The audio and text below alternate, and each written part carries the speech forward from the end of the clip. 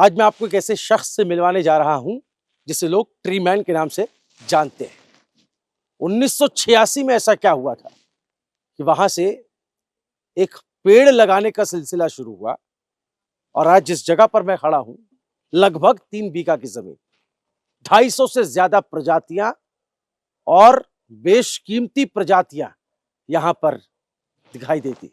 तस्वीरें आप देखिए कि कितना बड़ा क्षेत्र है और यहां पर बेशकीमती पौधे और पेड़ नजर आते हैं। यहाँ पर अर्जुन का पेड़ नजर आता है, पारिजात का पेड़ नजर आता है। तो आपको बताऊंगा किन किन प्रजाति के पेड़ हैं, लेकिन इन पेड़ों को लगाने वाले और इसके पीछे का जो सोच है उसको आगे लेकर चलने वाले कौन है, उनसे भी मिलाता हूं। तो स्वागत है आपका देवभूमि उत्तराखंड में, बागेश्वर की धरती में, मंडल सेरा, जहां के मलड़ा होली में इस वक्त हम मौजूद हैं और हमारे साथ हैं किशन मलड़ा जी, जो कि ट्री मैन के नाम से जाने जाते हैं। उनका स्वागत करते हैं, उनकी कहानी यहां से जानना शुरू करते हैं।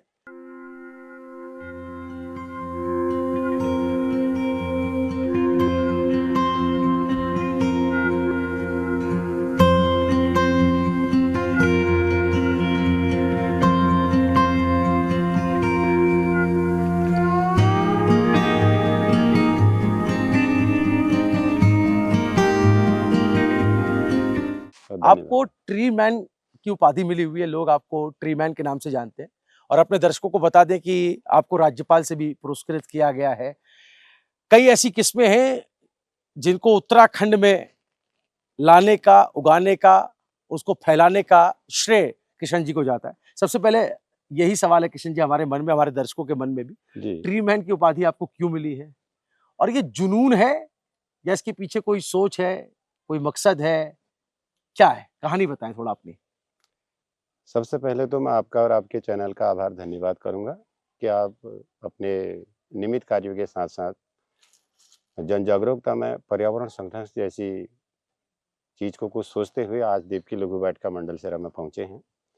वैसे तो हम अपने चारों तरफ हमेशा हरियाली जब से पैदा हुए जी, बचपन से देखते आए हैं। तो यहाँ की जो हमारी चारा पत्ती, पानी की और पशुधन की और खेती की जो भी समस्याएं थी, उनको हमने बचपन से बारीकी से अनुभव किया।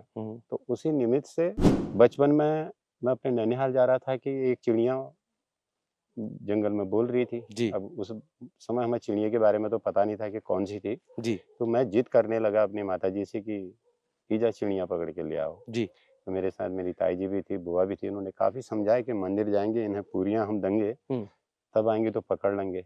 तो मंदिर में भी फिर वही बात कि चिड़िया पकड़ो। तो बड़ी मुश्किल से मुझे समझाया। तो मेरी ईजा ने उस समय एक शब्द कहा था कि चला हम तो उनको कहाँ ले जाऊँ, चाड़ पकड़ गए, हम वहाँ तो पातलन आते। कहने का मतलब उन्होंने ये कहा कि हमारे वहाँ तो पातल है नहीं और चिड़िया पातों में रहती है। हम घर जाते हैं, पातों बनाएंगे, फिर चिड़िया ले जाएंगे। तो मैं घर तो आ गया, लेकिन दूसरे दिन उठते ही फिर वही कि पातों बनाओ। तो ये जानकारी नहीं थी कि पातल होता क्या है। तो मेरी माताजी ने तब 2-4 पौधे कहीं से उखाड़ के ला के मेरे सामने रोपित करवाए। कुछ दिन मुझे वही चीज चलते रही, बाद में भूल गए।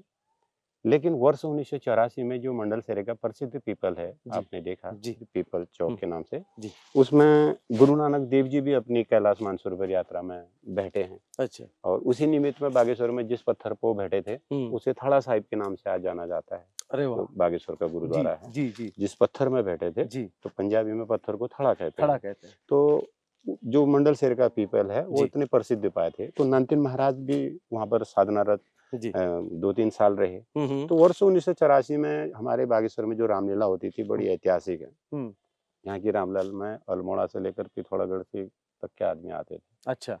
और रात दिन चलते रहते थे। तो ये पीपल का चौक भी जो रामलीला देखने आते थे, उनका एक अड्डा होता था वहाँ पर। तब टॉर्च होते थे नहीं। अच्छा। लाइट व्यवस्था उतनी नहीं होती थी, छिलके जलाते थे। जी जी जी। तो सन 84 में हमने देखा कि पीपल का पौधा इतना बुजुर्ग था कि उसकी 2 शाखाएं खेतों में पड़ी थी। तो जो लोगों ने आग जलाई उससे वो सूखी लकड़ी पकड़ ली टहनियां। अच्छा। तो सवेरे देखा कि 31 अक्टूबर की सुबह धुआं ही धुआं हो रहा है। अच्छा। तो मैं गया अपने घर से करीब 4 बार उसे बुझाने, तो वो बुझा नहीं। करीब मैं 1-2 बजे जब घर आया तो माताजी ने मुझे खाना दिया। जी। तो खाते समय पूछा कि कैसा बंदर का जैसा लाल मुंह बना दिया है। अच्छा। कोई आया वहाँ पानी बुझाने? जी। तो मैंने कहा कोई तो नहीं आया, बहुत लोग जा रहे थे। हम्म। तब मेरी ईजा ने एक शब्द कहा कि आहा, कितनी चिड़ियाएं वहाँ बैठती थी, कितने ओ। आने जाने वाले राहगीर वहाँ बैठते थे, अब कहाँ चिड़ियाँ बैठेंगी। वो सवाल मेरे दिल को ऐसा लगा, मुझे अपने बचपन की 4 साल की याद आ गई। चिड़ियाँ पकड़ के लाओ और पातल। अब तब तक मैं समझ में गया था कि पातल किसे कहते थे। तो मैंने उस दिन अपने मन में आत्मिक रूप से प्रण कर लिया कि मैं अपने जीवन की अब पर्यावरण की भरपाई करूंगा। वो पीपल भी लगाऊंगा और चिड़ियाओं को भी घर बुलाएंगे, चिड़ियाओं के लिए बसेरा बनाएंगे, जी। ताकि टोटल हमारी जो चारा पत्ती पानी की व्यवस्था है वो पूरी हो सके। हम्म। तो उस पीपल को हम 17 जुलाई 1986 में लगा सके, तो आज बहुत अच्छा पीपल हो रहा। तो 84 से लगातार ये करते हुए जी। 1990 में पेड़ों की इतनी कमी पड़ने लगी, फिर मैंने माता जी के नाम से देव की लघु वाटिका बना दी। फिर आपने ये वाटिका बनाई। मैं जी। आगे बात आपसे करता हूँ, लेकिन दर्शकों को थोड़ा सा समझाते चलते हैं कि जी। जिस देव की वाटिका का जिक्र हो रहा है, हम उसी वाटिका में भ्रमण कर रहे हैं और लगभग 3 बीघा की ये जमीन है और ये इनकी अपनी जमीन है, जिसको इन्होंने एक तरीके से पर्यावरण को ही समर्पित कर दिया है। जी। देखिए, उत्तराखंड तो प्राकृतिक तौर पे संपन्न राज्य है ही। यहाँ पर जंगली जो जमीनें हैं, जो वन भूमि है, वो बहुत बड़ी जो है उसका क्षेत्रफल बड़ा है। लेकिन जो बांज बुराश के जो पेड़ होने चाहिए, जो पानी को संरक्षित करने वाले पेड़ हैं, इस पर भी लगातार विचार विमर्श होता रहता है। उसको जल को संरक्षित करने का काम भी किशन मलेड़ा साहब कर रहे हैं। उस बारे में भी इनसे जानकारी लेंगे कि वो कैसे इससे जुड़ा हुआ है। पानी के जो नेचुरल सोर्सेज हैं, उसको कैसे बचाने का काम इन्होंने किया है। लेकिन थोड़ी सी जानकारी इनके बारे में दे देते हैं। उत्तराखंड राजभवन की तरफ से ट्री मैन का पुरस्कार इन्हें दिया गया। उत्तराखंड के मुख्यमंत्री पुष्कर सिंह धामी ने मैं हूं उत्तराखंड पुरस्कार से भी आपको सम्मानित किया हुआ है। तो सम्मान तो आपको मिलता है, लेकिन प्रेरणा कहाँ से मिलती है, ये सवाल लोगों के जहन में होगा। क्योंकि इतना बड़ा कार्य करना, मैं समझ सकता हूं, अकेले आप ये सारी चीजें कर रहे हैं और एक पेड़ लगाना, आज आदमी उसके बारे में सोचता है तो शायद मुझे लगता है कि एक पेड़ को लगा करके उसकी देखभाल करना ही उसके लिए बहुत बड़ा चुनौतीपूर्ण कार्य हो जाता है। जी। आप तो 3 बीघा में 250 से ज्यादा प्रजाति, और उसमें भी मैं देख रहा था आपके बारे में कि रुद्राक्ष आपने यहाँ लगाया है, चंदन, ओक, पारिजात आपने लगाया है, इसके अलावा मूंगा रेशम, जिसको लेकर, जो कि बहुत ही दुर्लभ एक तरीके से मैं कहूँ कि उत्तराखंड में तो कोई सोच भी नहीं सकता कि मूंगा रेशम की जो पैदावार यहाँ पर हो सकती है। तो थोड़ा प्रेरणा के बारे में बताएं, फिर आगे आपकी जर्नी के बारे में भी समझेंगे। आपकी इंस्पिरेशन कहाँ से मिलती है? इसका जो प्रेरणा स्रोत है वो मेरी पूजनी माता जी। जी। क्योंकि उनको मैंने चारा पत्ती से लेकर पानी से लाते समय इतनी परेशानियां देख रखी हैं, तो मेरे मन में विचार आया कि यहाँ की जो मातृशक्ति है उसको ये परेशानी दोबारा ना आए। जी। घर से इतनी दूर चारा पत्ती को जाते थे घास को लेने की, घर वापसी संभव नहीं थी। तो मेरे गांव के 3 महिलाएं तो नदी में ही बह गई थी घास का गट्ठा लाते समय। हमने बचपन में सुनी थी वो कहानी। जी। जी। तो ये पुनरावृत्ति अब ना हो, ये मेरा विचार था। तो मैंने 90 से यही शुरुआत की कि अपने बगीचे में चारा पत्ती से लेकर फल फूल इसका ज्यादा उत्पादन किया। अच्छा। और सर्वप्रथम जो हमने शांति वन बनाया मंडल शहर में, अभी वो करीब 20-25 हेक्टेयर क्षेत्रफल में फैल चुका है। उससे हमें जो फायदा हुआ, मुझे पानी के रंग रूप की जानकारी प्राप्त हुई। ओके। नहीं तो सब हम कहते हैं कि पानी का कोई रंग रूप गंध नहीं होती। अच्छा। लेकिन मेरा अनुभव है कि हमारा भूभाग ऐसा है, यहाँ गंगा का मायका है जी। तो हम अगर 5 साल किसी क्षेत्र में सघन पौधरोपण कर लेते हैं, अगर अच्छी हरियाली होती तो वाटर लेवल जरूर बढ़ेगा। अच्छा। जो पानी की मात्रा बढ़ेगी, मैं उसी को गंगा का असली रूप मानता हूँ, असली रंग मानता हूँ। तो ये मैंने सामने सामने देखा। तो आज बहुत अच्छी हरियाली है, इतना पानी हमारे लोकल गांव में है कि आप ये सब देख रहे हैं, निःशुल्क पानी हमें मिलता है। पानी की एक बड़ी समस्या रहती है किशन साहब। हम भी पहाड़ से ताल्लुक रखते हैं, कई जगहों पर जाते हैं, वहां पर नलों में पानी नहीं है और जो पानी के स्रोत है वो धीरे धीरे सूखते जा रहे हैं, उनकी धार जो है साल दर साल कम होती चली जा रही है। तो उन लोगों के लिए आप क्या संदेश देना चाहते हैं, जो इस वक्त पहाड़ के लोग हमें सुन रहे हैं, देख रहे हैं अलग अलग जगहों से? बिल्कुल तो बिल्कुल। उन जैसे पानी को संरक्षित करने का क्या फॉर्मूला है, वो गुरु मंत्र क्या है, थोड़ा सा बताएं। हम ज्यादा हो हल्ला कुछ ना करें। हम अपने 90% चीड़ को एकदम तो हटा नहीं सकते, बिल्कुल, उससे भी हमें बहुत इनकम होती है। लेकिन हम अगर पर्यावरण पे ज्यादा ही अगर समझदारी दिखाते हैं, भाई इतना ही करें जो हमारे पुराने जल स्रोत हैं, सूख रहे जल स्रोत हैं, डोलियां हैं, नदी नालों के आसपास हैं, उसमें हम अपनी जो पारंपरिक प्रजातियां हैं, बांज है, फलियाट है, काफल है, बुरांस है हमारे यहाँ का, और तिमुल है, हिसालू, किलमोड़ियाँ, जो जैव विविधता हमारी है उसको बने रहने दें। रिंगाल को उसमें हम लगाएं, बांस उसमें लगाएं, ताकि जैव विविधता भी बनी रहेगी और धीरे धीरे हरियाली फैलेगी। तो जितनी हरियाली बढ़ेगी, चीड़ उतना कम हो जाएगा स्वतः ही। बिल्कुल। तो पानी का अपना एक रंग रूप है, तो कम से कम अपने उन स्रोतों को बना लें, उन क्षेत्रों को 1-8 किलोमीटर एरिया जहाँ पानी के हमारे जल स्रोत एरियाज होते हैं, तो जरूर हमारा पानी मतलब हर साल बढ़ेगा, ताकि सरकार ने जो हर घर नल हर जल की जो कल्पना कर रही है वो साकार हो सकती है। इस वजह से जी, अगर हम ऐसा न करें तो प्रति वर्ष जो हमारे यहाँ चीड़ के जंगलों में कंट्रोल बर्निंग के नाम पर जानबूझकर जो आग लगती है, इसी पे आ रहा था, बिल्कुल, उसका जो खामियाजा है, आने वाली पीढ़ी बहुत ज्यादा उससे परेशान है। अभी की स्थिति ये है, आज हमारा बाघ, भालू, बंदर, लंगूर जो है जो घर के अंदर आ रहा है, ये चीज पहले भी थी और आज भी है और आगे भी रहनी चाहिए। तो किस तरीके से इनका संरक्षण हो, ये तो हमारी जो जैव विविधता है, फल पट्टियां हमारे चीड़ के जंगल में खाने के लिए कुछ भी नहीं है। और आजकल जो आग लग रही है, आप डीपली अगर उसको वन विभाग से पूछेंगे तो वो चीटिंग नहीं हो रही है, वो तो आपकी कंट्रोल बर्निंग चल रही है। तो कंट्रोल बर्निंग ऐसा है कि मुझे इस बीट का काम दिया गया है और मैं अगर किसी दूसरे बीट में हूं तो मैं वहीं आग लगा देता हूँ। मुझे अपनी ड्यूटी भी तो कंप्लीट करनी है।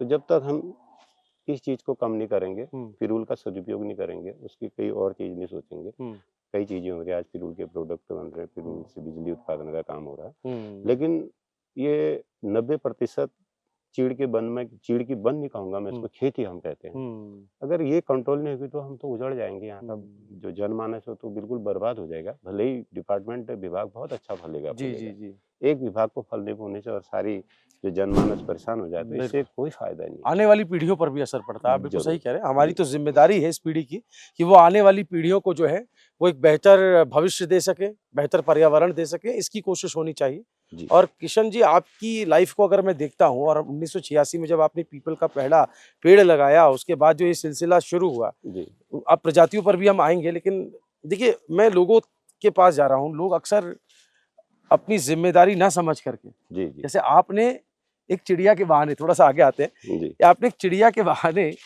आपने पूरा जंगल उगा दिया, है ना, इसमें कोई वो नहीं है, हम तो प्रत्यक्ष है, हम सब कुछ देख रहे हैं अपने आंखों के सामने।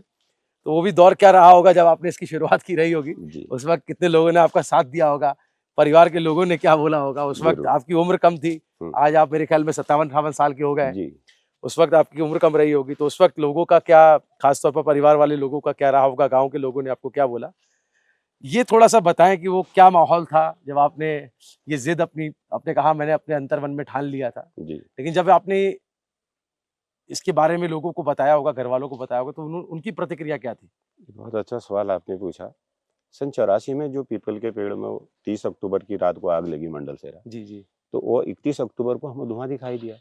उसकी जो 3 शाखा थी, तीनों में से धुआं आ रहा था। अच्छा। तो उस दिन मेरे संज्ञान में आया कि पीपल को अंदर से पहले जलता है, बाहर से बाद में जलता है, है ना। तो मैंने पीपल के पौधे की तैयारी की, जो पौधा मैं गमले में पाल कर ले गया, जिसे हमने सन 86 में लगाया। तो हम तो 3 भाई थे, तो हमारे गांव के रमेश गिरी गोस्वामी थे, बद्री गिरी गोस्वामी थे, प्रयाग गिरी गोस्वामी थे, 3 बाबाओं ने तो मेरा साथ दिया। यहाँ फूलबाड़ी है काल भैरव बूट की, वो बाबा लोग तो आए, फिर भी उसमें एक बाबा जी ने कहा, ठाकुर साहब आप गलत कर रहे हैं, पीपल नहीं लगाना चाहिए। तो हमारे साथ जो 5-7 लड़के थे, उसमें से आधे बच्चे चले गए थे। अच्छा।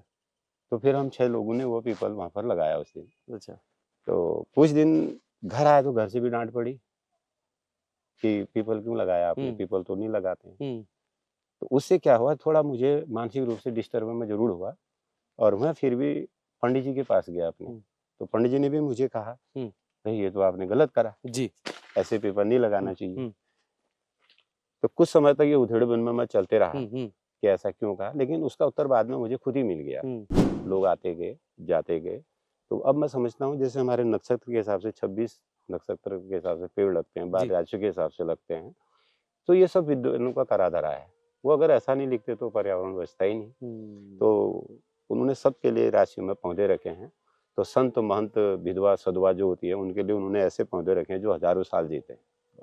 तब कहते हैं कि एक पेड़ लगाने वालों को 10 पुत्रों का के बराबर फल प्राप्त होता है। तो कोई निशानतानी अगर पीपल बरगद का पौधा लगाए तो वो साक्षात विष्णु की उपाधि उन्हें प्राप्त होती है, गौड़ हम उसे मानते हैं। तो उन्हें भी, उनका भी नाम समाज में लिया जाता है, एक समाज में समानता बनी रहती है। ये हर पौधे का लगाने का एक औचित्य मैं समझता हूँ जी। तो आज मैं लोगों से कहता हूँ कि आप भी बरगद लगाइए, पीपल लगाइए, तो साक्षात ऑक्सीजन का सिलेंडर है। बकायदा हम तो एक साथ 3 पेड़ लगाने का प्रावधान बताते हैं। अच्छा। बरगद, पीपल, पाकड़। यदि पीपल 200 साल जिंदा रह रहा, उसके साथ आपने बरगद भी अटैच कर रखा तो जरूर 500 साल जिएगा। अच्छा। और उसके बगल में आपने पाकड़ भी लगा रखा तो फिर तो 1000 साल जिएंगे। क्या बात। वो 3 चीजें ऐसी हैं जो एक दूसरे की पूरक हैं, और आदमी 2-3 आदमी 1 घंटा एक साथ खड़ा नहीं हो सकता। तो अभी हम वो पौधे भी आपको दिखाएंगे। तो हमने बागेश्वर में कई जगह पीपल चौक के साथ जहाँ पर पीपल बरगद लगा रखे हैं, तो अब तो सैकड़ों हो गए, गिनना भी मुश्किल है कि कहाँ कहाँ इतने पीपल के पौधे या बरगद के चबूतरे बन रहे हैं जी। तो अच्छा उनसे विकास हो। अच्छा जी, ठीक है। मैं थोड़ा सा इस बात पर आते हैं कि जो लोग हैं लोग अपनी जिम्मेदारी कैसे समझें। मैं अक्सर देखता हूं कि प्लांटेशन का काम करना, पौधे लगाने का काम करना, बातें तो होती हैं, लेकिन लोग दूसरों की तरफ देखते हैं, सरकारों की तरफ देखते हैं, प्रशासन की तरफ देखते हैं। लोगों की अपनी जिम्मेदारी कितनी है? आपने अकेले इस मुहिम को शुरू किया, लेकिन गांव का कितना साथ मिला, गांव वाले कितने आपके साथ आए, या आज के दौर में जब समाज बदल रहा है, आधुनिकता की तरफ बढ़ रहे हैं, हम लोग आधुनिक हो रहे हैं, तो उसमें कितनी कम्युनिटी के लेवल पर आप कितना लोगों को जागरूक देख पाते हैं कि हम लोग इकट्ठा होकर के ये मुहिम शुरू करें? आज आदमी सामर्थ्यवान है, पहले जैसा संसाधनहीन, अभाव नहीं है संसाधनों का, आप संसाधन संपन्न लोग हैं, सामर्थ्य भी है, लोगों के पास पैसा भी है, तो इसको कैसे समझे लोग, गांव के स्तर पर, कम्युनिटी के स्तर पर कैसे समझे?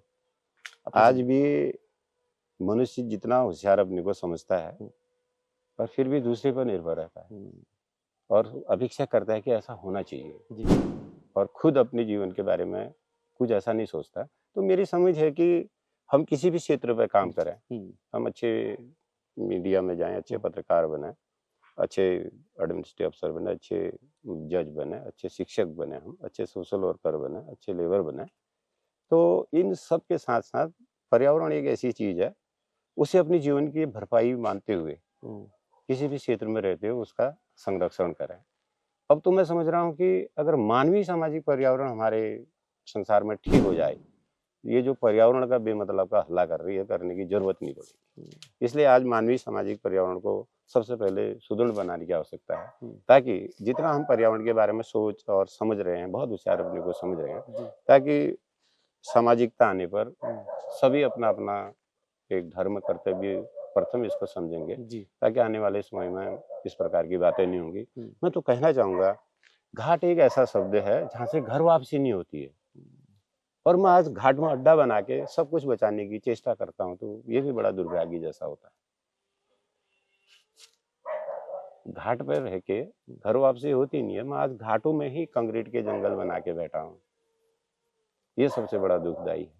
तो आखिर कंक्रीट के जंगल कब तक आप इस प्रकार से घाट पे घाट बनाते जाएंगे और वहां से अपने पर्वतन बनाते जाएंगे? इससे बड़ा अच्छे खासे पेड़ लगाते, नदियों के दोनों किनारे आप पेड़ लगाने का काम कर लेते, बांस लगाने का काम करते।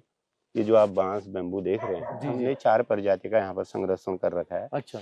चाइनीज बेम्बू है, और जापानीज बेम्बू है, आसाम का हाथी बांस है, यहाँ का लोकल लिंगाल है, बंद बांस है, और खुला बांस भी है। थोड़ा सा अगर इनके बारे में आप बता पाए, क्या डिफरेंस कैसे है, मतलब कैसे, और उनकी खासियतें थोड़ी सी बता दें, छोटे छोटे में कैसे क्या है?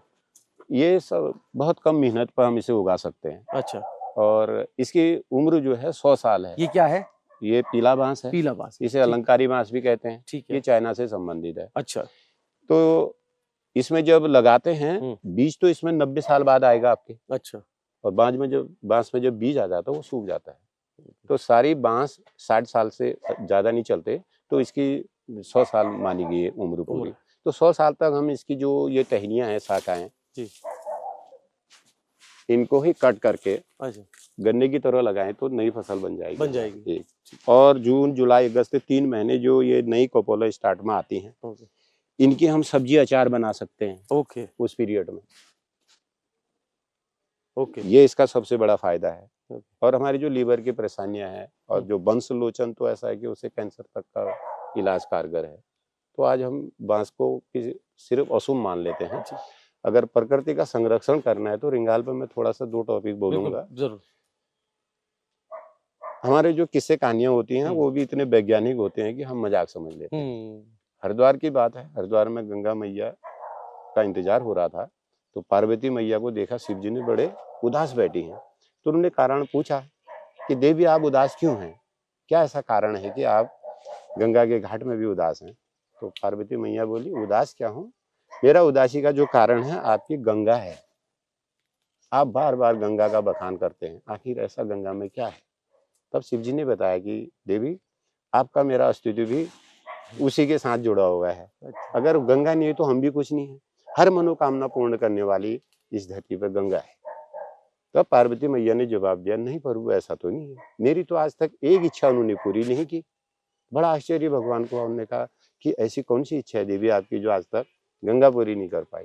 तब उन्होंने कहा था मैं हर साल गंगा से कहती हूँ कि चातुर्मास में मेरे लिए हिमालय से रिंगाल लेके आना, रिंगाल हिमालयन बैम्बू, तो आज तक लेके नहीं आई। तो शिव जी ने कहा कोई बात नहीं मैं भी मंगा देता हूँ। उन्होंने तुरंत मैसेज व्यवस्था की और गंगा से कहा कि देवी इस बार आप जब भी आएंगी पार्वती के लिए आपने रिंगाल लेके आना है। तब जानते हैं पार्वती मैया ने हाथ खड़े कर दिए, कहा प्रभु माँ की सब कुछ यहाँ से ला सकते हो हिमालय से, सिर्फ रिंगाल को नहीं ला सकती। ये इतना चालाक है, इतना तेज है, इतना बुद्धिमान है, मैं जितना बेग लगाती हूँ ये जमीन में सीधा लेट जाता है और जैसे एक बच्चा माँ की छाती पर चिपट जाता है वैसे चिपट जाता है, और मैं थक जाती हूँ तो ये फिर अपनी जगह खड़ा हो जाता है, इसलिए इसको नहीं ला सकता हूँ।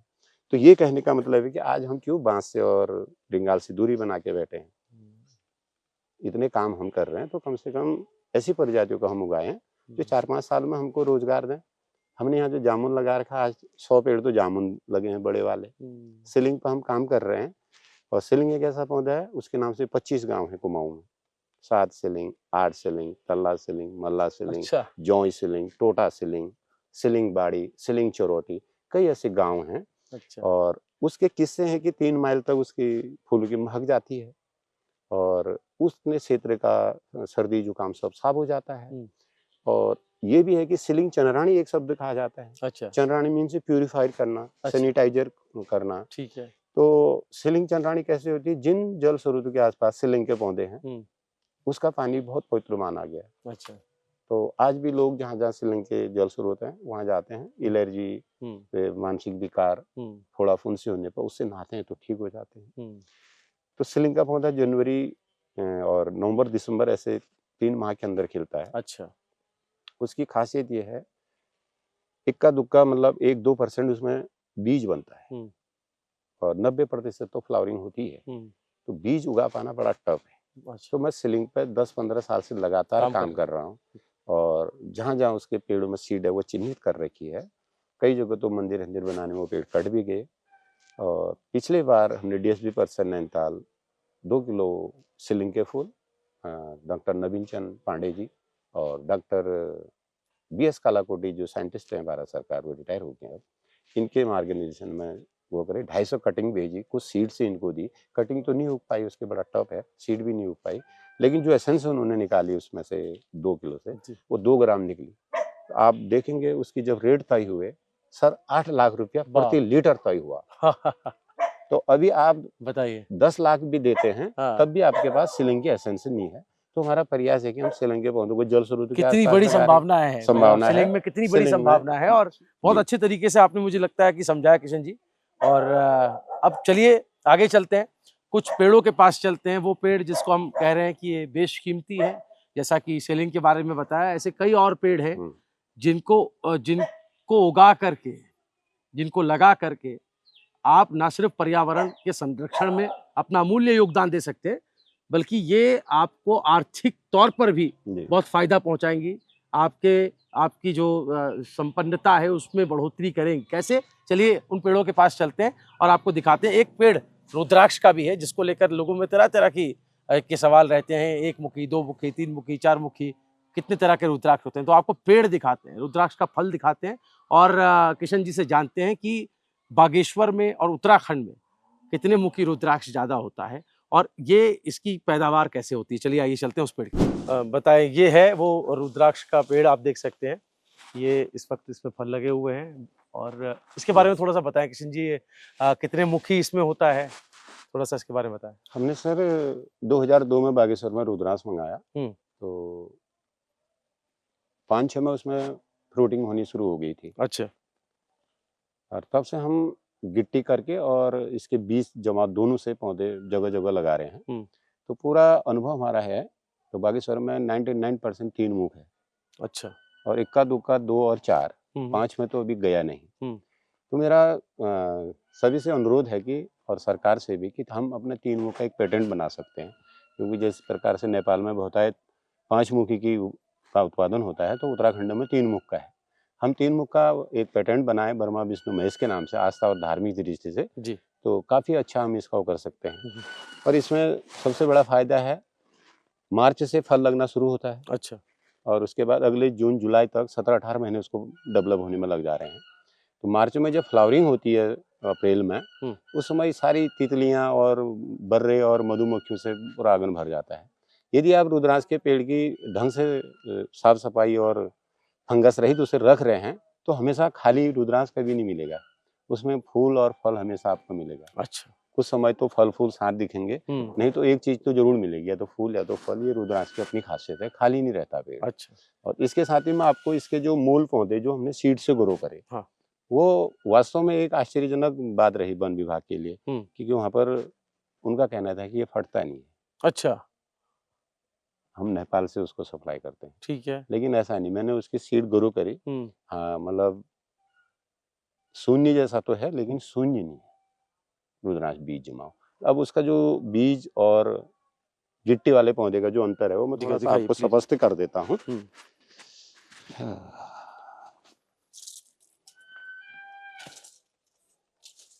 ये बीज से बना पौधा है। अच्छा। तो इसमें आप ये देख रहे हैं, ओके, ये देखा आपने? जी जी जी, ये देख रहा जी, और ये आ रहे हैं। जी जी, ये इसकी खूबसूरती है। हाँ। कुछ तोड़ दिए बच्चों ने। हाँ। ये इसमें आएंगे जो सीड से हमने बना रखे हैं। अच्छा। अब उसके बाद जो हम गिट्टी काटने के बाद, हाँ, इस तरीके से हमने जो पौधे हम बनाते हैं, ये पौधा हमारा रेडी है। अच्छा। ये अच्छा, ये पौधा रेडी हो गया, रेडी है, ठीक है। तो इसमें वो चीज नहीं आएगी अब। अच्छा, ठीक है। जैसे गाय में अंतर आ गया। जी जी बिल्कुल। हमारी नंदी गाय, बद्री गाय, आपने जर्सी गाय, ऑस्ट्रेलियन ब्रीड, क्या क्या कर दिया जी। तो अब ये जो हमने गिट्टी काट के लेयरिंग करके पौधा बना रखा है, इसमें रूट आ चुकी है, ठीक है। इसे हम गमले में वो करेंगे, फिर नया पौधा बनेगा, ठीक है। इसमें वो चीज नहीं दिखाई, ये चीज नहीं आएगी जो इसमें आया, ये इसका अंतर है। अच्छा, ये रुद्रांश। जी जी जी। और ये पारिजात है सर, ये पारिजात है। हाँ। इसे श्री कृष्ण भगवान वो बताते हैं कि चोरी करके लाए, चोर भी कह दिया, माखन चोर तो कहते थे, जी जी। पारिजात चोर भी बना दिया ना। वायदे हुए लिखने वाला और किस्से बनाने वाला ऐसा नहीं कहता, हमारे लिए आज ये झाड़ होता है। तो इस पौधे से जो पहले से हमें पता नहीं था, 2019 में बीएचयू की एक छात्रा कुमारी सुप्रिया दुबे, प्रिया दुबे, उन्होंने इंटर यहीं से किया था। उनकी हर्बेरियम फाइल भी देव की लघु वाटिका से बनी थी।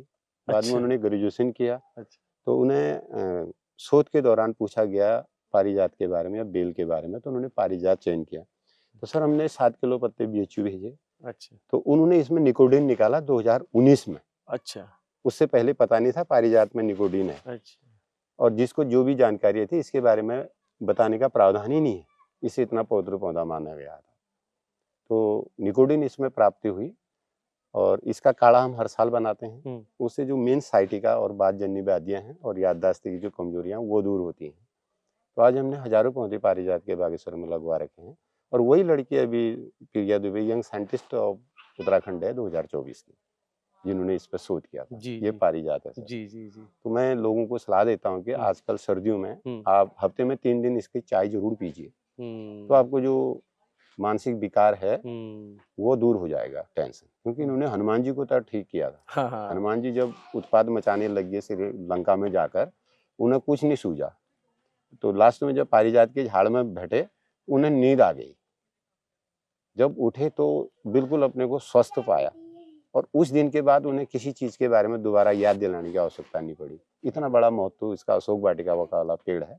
और दूसरा पौधा मैं आपको सीता अशोक का दिखाऊंगा अभी, जिसे पिछली बार एक पेपर में छपा था कि ये श्रीलंका के अलावा दूसरी जगह नहीं है, लेकिन ऐसा नहीं है। आराम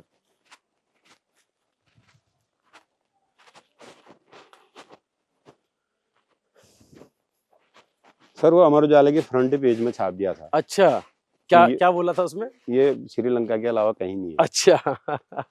अशोक की जो बेस्ट क्वालिटीज हैं, जी जी जैसे आम की प्रजातियां हैं, जी। हम यहाँ पर 3-4 लोग हैं, हाँ हम सब अपने अपने हिसाब से अलग अलग हैं, लेकिन हैं तो मनुष्य प्राणी ना। बिल्कुल। तो सेम अशोक क्या है, तो सबसे बेस्ट क्वालिटी जो है ये है अशोक का। अच्छा और इसी में फ्लावरिंग होती है मैरून कलर की, ठीक है। मार्च से अप्रैल में, बहुत बढ़िया सुंदर। इसकी भी सीड हम नहीं ग्रो कर पा रहे हैं, तो इसका प्रोसेस यही है कि जिस हिसाब से हमने ये बना रखे हैं जी उसी आधार पे इसके पौधे भी जगह जगह लगवा रहे हैं। जी। तो ये भी पूरा पंचांग मेडिसन है इसका, अच्छा, पूरा पंचांग मेडिसिन, पंचांग मेडिसन है इसका। ठीक हो गया। ये भी दवा के उसमें काम आता है। ठीक है। आराम से। अच्छा, मैं आपको एक चीज और दिखा, हाँ ये इसमें हमने ना ये डाल रखी है, आप देख रहे होंगे सूखी, जी। ये आकाश बेल है। अच्छा एक तो ग्लोई होती है हाँ। और ये आकाश बेल है। हम्म। ये परजीवी है, ये भी अपने को इस तरीके से हमने तो अच्छा एक मदर प्लांट के हिसाब से डेवलप कर रखा है। अच्छा ओके। तो सर में जो बाल लगातार गिर रहे हैं, हाँ हाँ हाँ। तो उसके लिए तो बहुत बड़ी कारगर दवा है। अच्छा और हाथ पांव में या कभी बॉडी में इन्फेक्शन, मांस के टुकड़े हो जाते जी हैं, जी जी जी उसमें भी इसको लगाने से वो ठीक हो जाता है। ओके ये ओके। तो हमारा ये है कि जो आए थोड़ा तोड़ के उसे दे दिया, उसको दे दिया। ताकि वो भी अपना वो कर ले। जी जी मुंह जी में किसी के नहीं हो जाते हैं लूमड़े जी जी जी जी जी। पूरे, वो इससे ठीक होते हैं सर। ओके। और देखो है भी नहीं, हो हाँ। जाते हैं ना मुंह में ऐसे, जी जी जी जी उसी उसको से। काट देगा ये। अच्छा।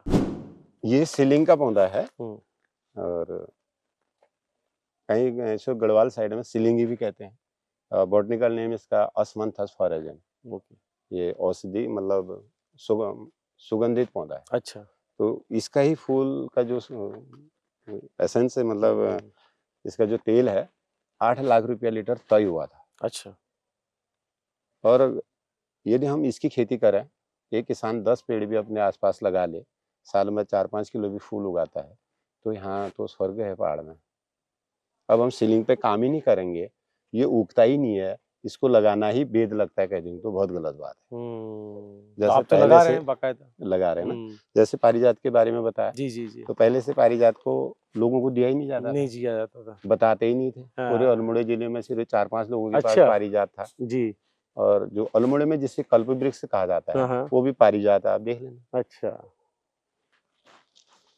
और सबसे दीर्घकालिक पौधा है सर वैसे जी जी पारिजात, जी जी। नेचर के हिसाब से। अच्छा। और ये लूकाट है, हाँ इसमें आयरन इतना है, तो अगर आप महिलाएं अगर साल में 12 पत्ते खा लें, हाँ हाँ।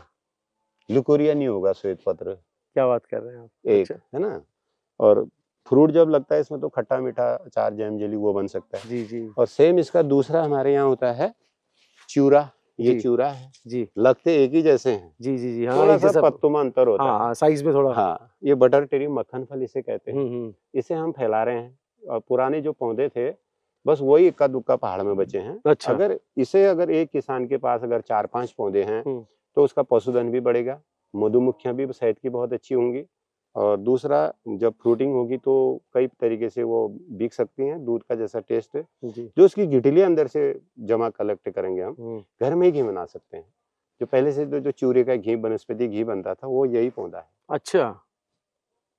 तो आज हमारे पूरे क्षेत्र में अगर 10% पौधा भी चूरा हो जाए, तो हमें तो ऐसे ऑयल खाने की जरूरत ही नहीं पड़ेगी। कई तरीके से हमें ये फायदा देगा। तो वो कहीं ना कहीं मुझे लगता है कि किशन जी एक अज्ञानता भी है, वक्त के साथ लोग जागरूक नहीं रहे अपनी वनस्पतियों पेड़ पौधों को लेकर के। और अब ये जो आप बता रहे हैं, ये इतना ऐसा लगता है कि इसको उगाने भर से ही कई सारी समस्याओं का समाधान घर बैठे बैठे हो जाएगा। एक तो ये हमें, जैसे हम इसके पत्तल बनेंगे, जी जी। मिठाई जो पैक होती है अल्मोड़े की, वो बिल्कुल। बालूशाही इसी में पैक होती है। जी जी। चारा पत्ती के लिए बहुत बढ़िया, हमारे वो दोने पत्तल शादी विभाग कोई भी काम में ये काम आ सकता जी है। जी। अगर हमने 10 साल इसको देख रेख ढंग से कर ली, तो हमें 200-300 साल का एक बहुत बड़ा रोजगार भी तो है। ये काफी दीर्घकालिक ये पौधा है जी। तो मैं इसके बारे में आपको बताऊं सर, बड़ी खेदजनक बात है, हमारे वैज्ञानिकों ने इसकी रिपोर्ट हमारे उत्तराखंड सरकार को दे दी कि ये बागेश्वर और मुड़ी की बेल्ट में नहीं होते हैं। बताइए, चमत्कार है तो। ना। तो जबकि ये पुराने पौधे भी हैं और नए पौधे कुछ हमने लगाए, उनमें भी फ्रूट आ रहा है। तो ये सरियों की पूरी बेल्ट, पूरी घाटी में ये उगता है। उगता है। बताइए, यहाँ तो पूरी खदान है इस चीज की, एक तरह से कहें। और चूरा है। जी जी जी जी जी, बिल्कुल बिल्कुल बिल्कुल।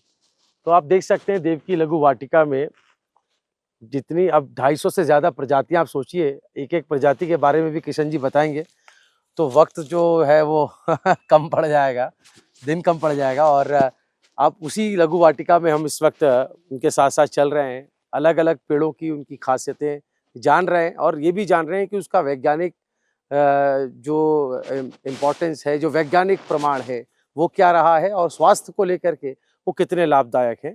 एक और बताएं, क्या आपके हाथ में कौन सा ये पौधा? ये पेपर मलबरी है। अच्छा, पुत्री जीवक, पुत्री बीजक अच्छा, इसे कहते हैं। वैसे इसका जो बॉटनी का नेम है पेपर मलबरी। नंबर 1 क्वालिटी का तो इसका वैसे पेपर बनता है। फिर इसमें जब सीड लगती हैं, वो सीड को कूट के खाने से निसंतानी लोगों की संतान 100% होगी। अच्छा, ये इसका सबसे बड़ा फल है। ओके। और हमारे हिंदू धर्म में तो पहले से ही कहा गया है कि जिनकी संतान नहीं होती है उन्होंने पारिजात और पुत्र जीवों की पूजा करनी चाहिए। अब पूजा का प्रावधान क्या है, फल भी खाओगे और पारिजात का काढ़ा पियोगे तो जरूर जी जनरेशन आगे को डेवलप होगी। ये है इसका। बिल्कुल बिल्कुल। कहते हैं ना कि आजकल लोग कहते हैं डिकोड करना, तो ये वो सारी चीजें हैं जिनको डिकोड करने की जरूरत है। हमारे हाथ में हमारे जो पूर्वज हैं उन्होंने ये हमें सौंपा है और इसको अगर हम लोग इसके मायने नहीं समझेंगे, सही अर्थ नहीं समझेंगे, तो मुझे लगता है कि बहुत बड़ा लॉस हम अपना कर रहे हैं। और अब मैं थोड़ा सा यहाँ पे और जानना चाहूंगा और एक दो पौधों की और विशेषता अगर आप बता पाएं। ये तिमुल है जी, जो हमारा मीठा वाला अंजीर। जी, मीठा अंजीर। एक तो बेड़ू होता है, आपको दिखाया मैंने, वो बेड़ू अभी पतझड़ हुआ है जी। ये पूरा हमारा बेड़ू का बेड है। अच्छा।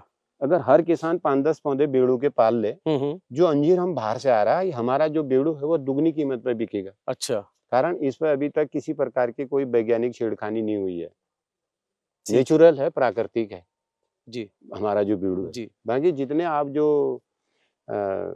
वो फल खाते हैं उसमें सारा हाइब्रिड इस तरीके से केमिकल युक्त और पौधे खराब होगी। जैसे आम, बीजू आम और कलमी आम जी उसमें फर्क हो जाता है। अखरोट जो बीजू है उसके बाद जो ग्राफ्टेड आप लगा रहे हैं, जब तक उसमें आप साल में 2-4 बार स्प्रे नहीं करेंगे तो फल भी नहीं लगता है। हाँ, तो ये इसका गुण है।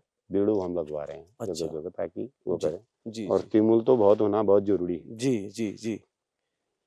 ठीक है, आप मुझे थोड़ा सा किशन जी ये बताएं कि हम आपके बारे में पढ़ रहे थे कि मैं पानी को लेकर के बात करना चाह रहा था कि जल संरक्षण को लेकर के जो हमारे नौले धारे हैं उन पर भी आपने काम किया है और वो कहीं ना कहीं आपस में ही सब चीजें जुड़ी हुई है, तो प्रकृति का ही हिस्सा। तो थोड़ा सा उसके बारे में बताएं, वो जो हमारे नेचुरल वाटर सोर्सेज हैं उनको कैसे रिचार्ज किया जा सकता है तब जब ग्लोबल वार्मिंग बढ़ रही है और कंस्ट्रक्शन चल रहा है, रोडें बन रही हैं, तो डिस्टरबेंस बहुत ज़्यादा हो गई है नेचुरल सोर्सेज के लेके।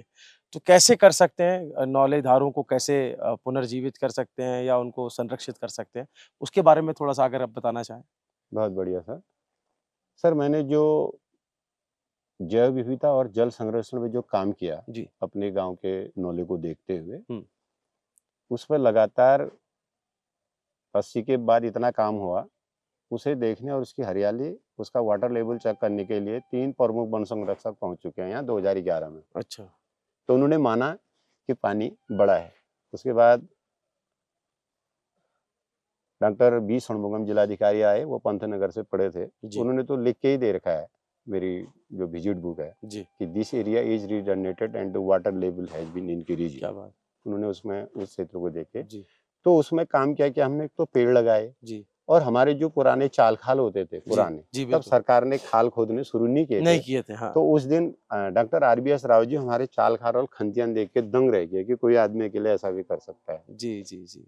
तो उनने कहा कि हम तो जापान जायका की बात करते हैं, आपने तो यही जायका बना रखा है जी, एक कहने का तात्पर्य। तो वो भी समझे। तो आज मैं लोगों से यही कहूंगा कि किसी न किसी तरीके से अपने जल स्रोत के आसपास सघन पौधरोपण हम करें और उसकी हरियाली बनाएं। हाँ। और उसमें किसी भी तरीके से चीड़ का प्रवेश न होने दें। हाँ। है भी तो उसे काट छांट के निपटा लें।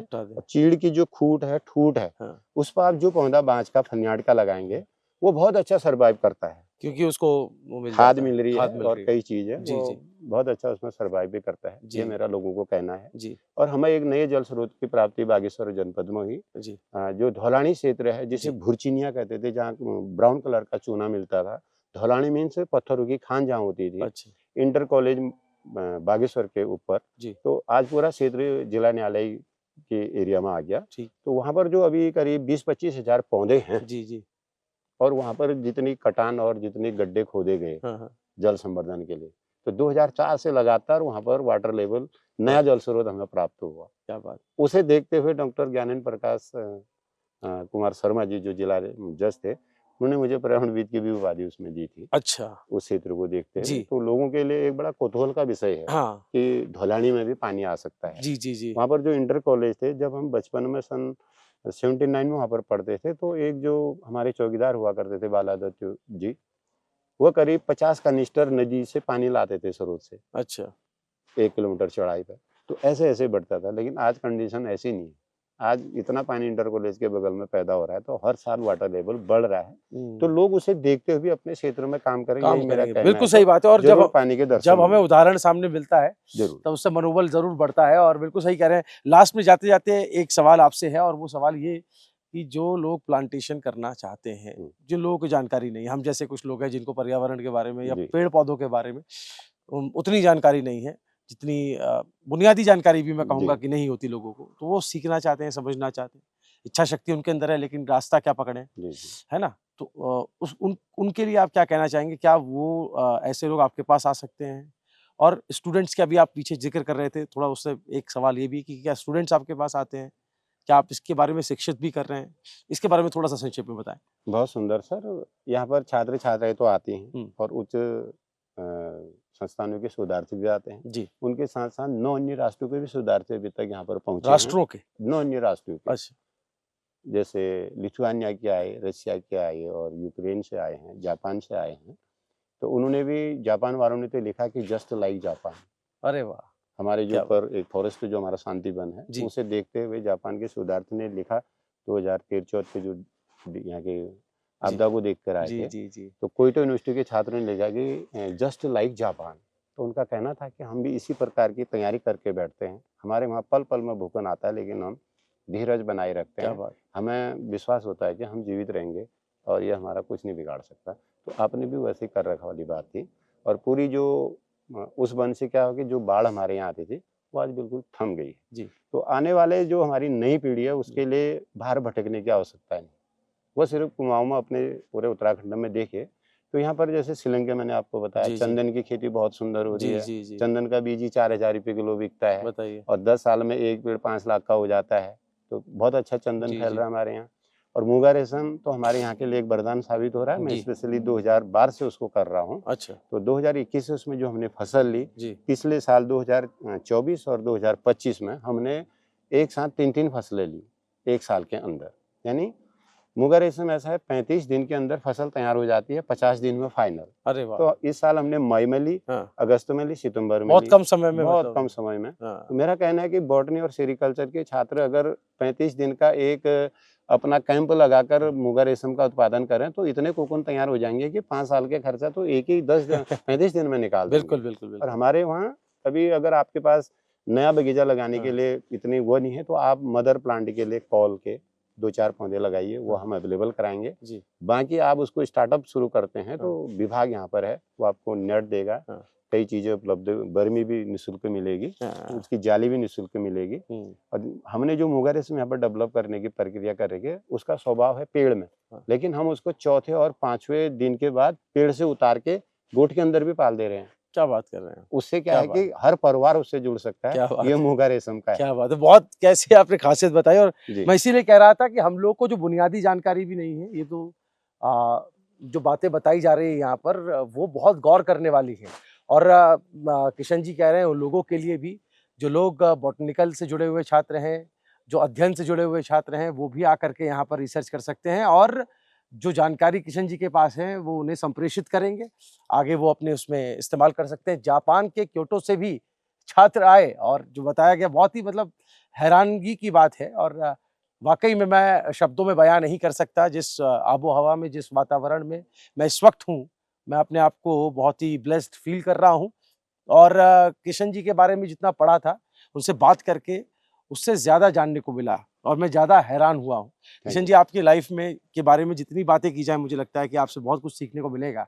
तो इसी उम्मीद के साथ, इसी बात के साथ मैं अपनी इस वीडियो को भी यहाँ पर ख़त्म करूँगा, लेकिन आपसे मेरी गुजारिश रहेगी कि आप लोग ज़्यादा से ज़्यादा इस वीडियो को शेयर करें, ताकि हमारा जो उद्देश्य है कि पर्यावरण को लेकर के, पेड़ पौधों को लेकर के, उनकी प्रजातियों को लेकर के और उससे होने वाले जो स्वास्थ्य और शारीरिक लाभ हैं, वो ज़्यादा से ज़्यादा लोगों तक जाए। और स्टार्टअप एक शब्द का जिक्र अभी आपने जाते-जाते किया, जिसने मेरा ध्यान खींचा। आजकल स्टार्टअप का दौर है। अभी हमने हाल में ही राष्ट्रीय स्टार्टअप दिवस मनाया है, और ऐसे में स्टार्टअप को लेकर के, स्टार्टअप इस फील्ड से स्टार्टअप को कैसे जोड़ा जाए, इस फील्ड से कैसे स्टार्टअप किया जाए, नए उद्यमी आए।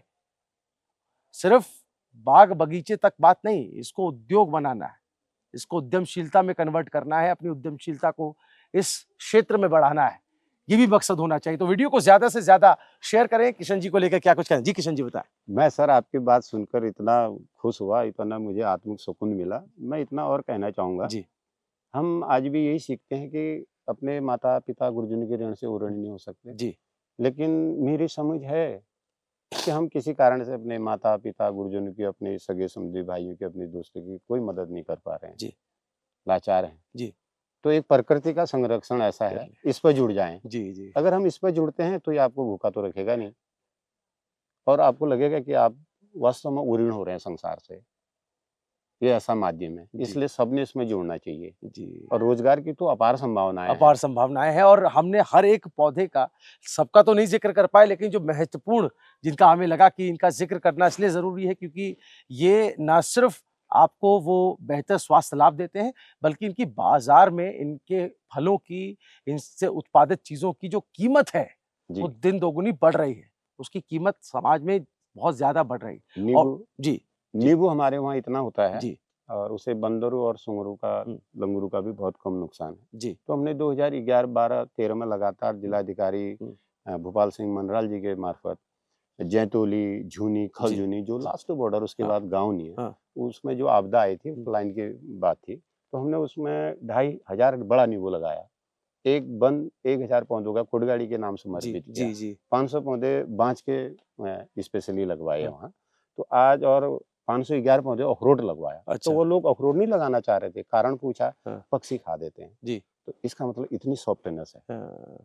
तो हम कागजी अखरोट सिर्फ श्रीनगर कश्मीर का बताते हैं, उससे बेस्ट अखरोट हमारा सामादीती कपकोट बेल्ट का है। जी। तो 511 में से अभी जो 300 पौधे अखरोट के बचे हैं, जी, अब वो लोग करीब कपकोट साहित्य के 500 परिवार ऐसे हैं, 50 परिवार तो मुगा रेशम पर जुड़ गए हैं। जी। और जिनके लिए भारत सरकार ने, जो यहाँ सर्वे में भारत सरकार की टीम भी आई थी सर, जी, मुगा कल्चर पर, तो मैंने कपकोट के 12 गाँव ट्रेस करवाए थे। तो पोथिंग, खारबगड़, चीराबगड़ में 50 किसान चयनित हुए हैं। 90,000 का एक रूप सेट बनेगा उनके। क्या बात है। सेट बनेगा भारत सरकार की ओर से। जी। एक हमारी वाटिका में भी बनेगा। जी। तो काफी ऐसी संभावनाएं हैं। और आपकी बातों से एक बात और निकली, और अब इस वीडियो को चूंकि खत्म करने का वक्त आ गया है, और बातें तो मुझे, मैंने पहले ही कहा था कि विषय इतना बड़ा है और इतना डीप है कि इस पर बात करते जाएंगे तो मुझे लगता है वक्त दिन कम पड़ जाएगा। आपसे फिर मिलेंगे, फिर मुखातिब होंगे। जरूर। कई सारे सवाल रह गए, उन पर जवाब लेंगे। लेकिन आपने जाते जाते कहा कि भारत सरकार भी यहाँ पर, भारत सरकार की टीम आई थी और यहाँ पर कुछ गांव को चिन्हित किया गया है, वहां पर काम किया जा रहा है।